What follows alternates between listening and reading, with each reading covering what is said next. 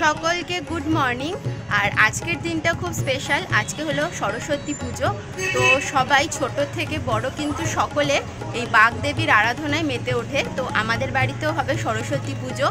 আমার তো সরস্বতী পুজোর দিনগুলোতে সেই ছোটোবেলার কথা মনে পড়ে, যে ছোটোবেলায় সমস্ত তাড়াতাড়ি সকাল সকাল উঠে অঞ্জলি দিয়ে তারপর স্কুলে যেতাম, সমস্ত বন্ধুদের সাথে গল্প আড্ডা, আর তারপর বসে সবাই মিলে খাওয়া দাওয়া।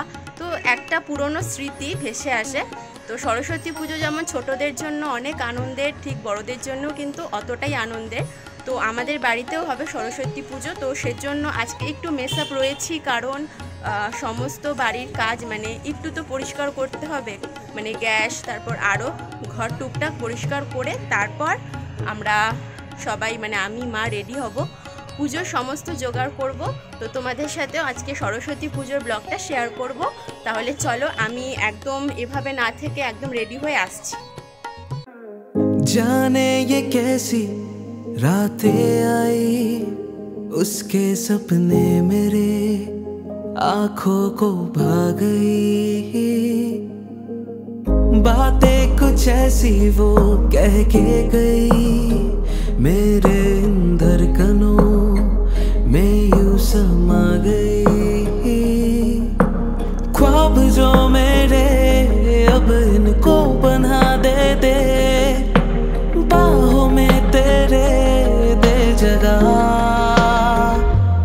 अब मुझे बोलना है सारी वो जो बातें दिल में है, তোমাকে চাইছি আরো বেশি, কি করে বলবো ভালোবাসি, কে अब खोलना है सारी वो जो राज दिल में है, তোমার ঠোঁটে মুচকি হাসি আমি বড্ড ভালোবাসি।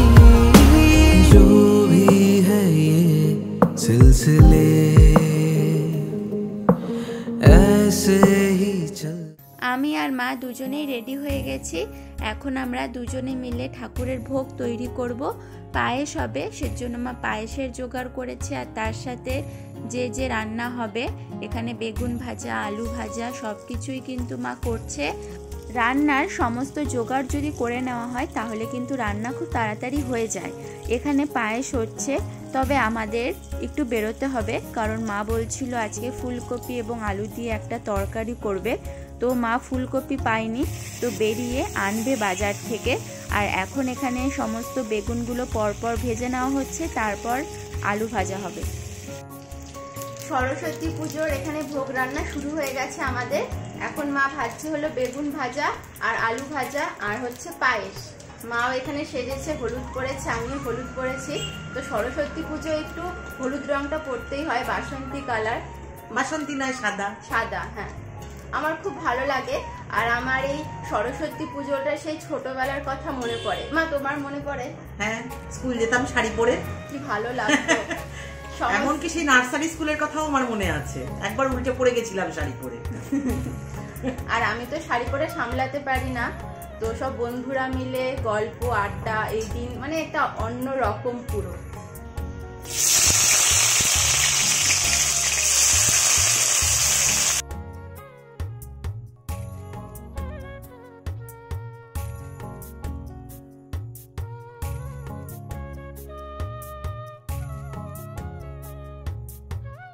আর আজকের দিনে আমি আমার গপু সোনাকে একটা খুব সুন্দর সাদা রঙের জামা পরিয়েছি। আজকে যেহেতু হলুদ এবং সাদা রঙটা পরে, তো সেজন্য ওকে দেখো খুব সুন্দর লাগছে। আর আজকে একটু ভালো করে সাজিয়েছি, চুল, তারপর মাথার মুকুট দিয়ে বেশ ভালো লাগছে। আর বসে বসে দোল খাচ্ছে। যেমন বললাম, আমাদের ভোগের জন্য একটু ফুলকপি লাগবে, আর তার সাথে আরও টুকটাক কিছু সবজিও মা নেবে। তো দেখা যাক, ফুলকপিটা তো লাগবেই মাস্ট। তো আমি আর মা দুজনে একটু বেরিয়েছি। মা এখানে সবজি কেনাকাটা করছে আর আমি দাঁড়িয়ে রয়েছি। আমি দেখছি যে কত ছোট ছোট পুচকি পুচকি সমস্ত বাচ্চারা শাড়ি পরে একদম কি সুন্দর হেঁটে হেঁটে যাচ্ছে। এখানে মা এখন ফুলকপি রান্না করবে, সেজন্য ফুলকপি কাটছে। আজকে ফুলকপি আর আলু দিয়ে একটা শুকনো করে তরকারি হবে লুচির সাথে খাওয়ার জন্য। আর আমি এখন এখানে খাবো হলো কামরাঙ্গা, তার সাথে ছোলা। যেহেতু প্রেগনেন্সিতে এখন একদম খালি পেট রাখা যায় না, সেজন্য একটু বাদে বাদেই আমার খিদে পায়, সেজন্য মা এগুলো সবসময় আমার ঘরে জোগাড় করেই রাখে। এগুলো আমি টুকটাক খেতেই থাকি। আজকে যেহেতু ভোগ হবে সেজন্য একটু তো দেরি হবে, সেজন্য আমি এগুলো খাচ্ছি। আর যে ছোলাটা খাচ্ছি সেটা হচ্ছে বালিতে ভাজা। এই ছোলাটা কিন্তু খাওয়া খুবই ভালো, হালকা খাবারের জন্য এরকম ছোটোখাটো খাবার কিন্তু পেট ভরায়। আর এখানে এখন আমি ফুলকপিগুলোকে ভেজে নেব, কারণ মা ওখানে ময়দা মাখছে আর আমি এখানে মার হাতে হাতে হেল্প করছি। আমি এই আলু এবং ফুলকপির তরকারিটা আমি বানিয়েছিলাম ঠাকুরের ভোগ যেহেতু, সেজন্য কোনো রকম নুন মিষ্টি একদম টেস্ট করে দেওয়া যায় না, একদম ঠাকুরের নামে করতে হয়। তো আমার একটু মাঝে মাঝে ভয় লাগে যে যদি নুনটা বেশি হয়ে যাবে, মিষ্টিটা বেশি হয়ে যায়, কিন্তু না, একদম সব ঠিকঠাক হয়। আর এখন মা এখানে ময়দা মাখছে।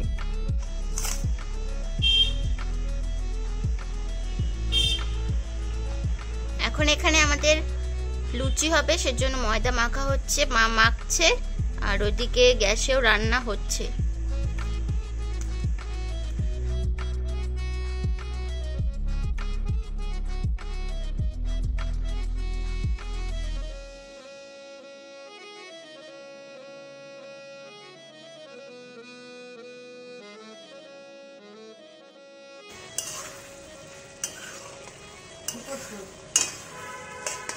সবার শেষে লুচি। এই লুচি ভাজা হয়ে গেলেই কিন্তু আমরা ঠাকুরকে ভোগ নিবেদন করে দেব। মা ওখানে আমাকে সমস্ত লুচিগুলো এইভাবে একে একে বেলে দিচ্ছে আর আমি ভেজে নিচ্ছি।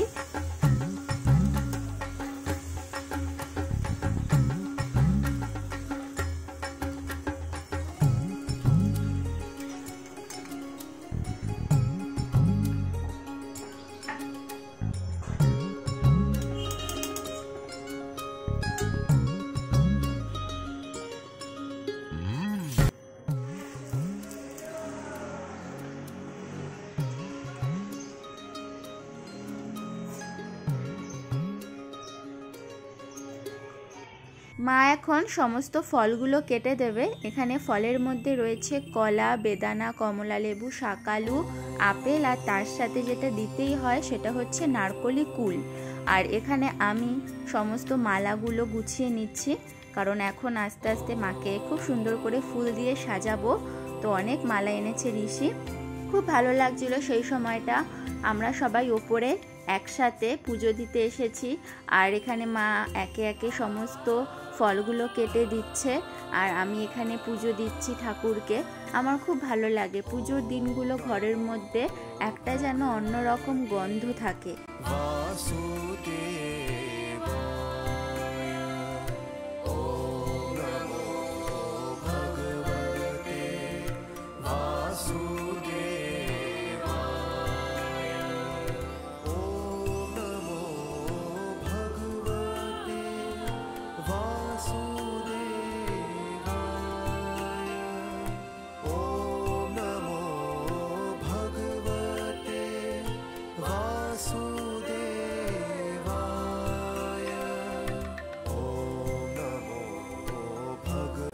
বাড়িতে পুজো থাকলে কিন্তু ধুনোটা দিতেই হয়, কারণ ধুনোর এত সুন্দর গন্ধ পুরো ঘরটায় ছড়িয়ে পড়ে।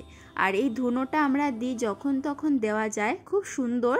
আর যখন এই জিনিসটা জ্বালাই তখন ওপর থেকে একটু গুঁড়ো যে ধুনো সেটা দিয়ে দিই, তাহলে বেশ অনেকক্ষণ কিন্তু জ্বলে থাকে। পুত্রম বিনায়কম ভক্তাবাস স্মরে নিত্যমায়ু কামার্থ সিদ্ধয়ে।